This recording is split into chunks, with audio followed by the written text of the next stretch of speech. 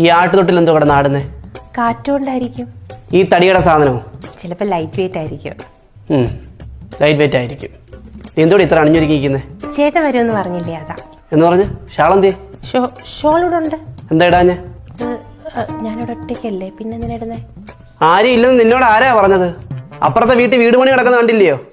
ഓ, അതോ അവന്മാര് ഇടയ്ക്ക് വെള്ളം കുടിക്കാൻ വല്ലതും ഇങ്ങോട്ട് വരുന്നുണ്ടോ?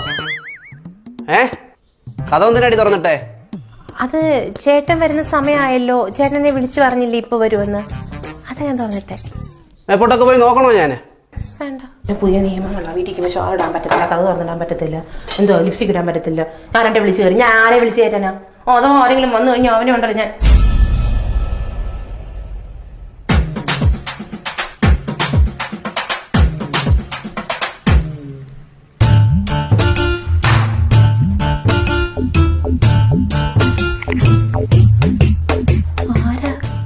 കള്ളനാ?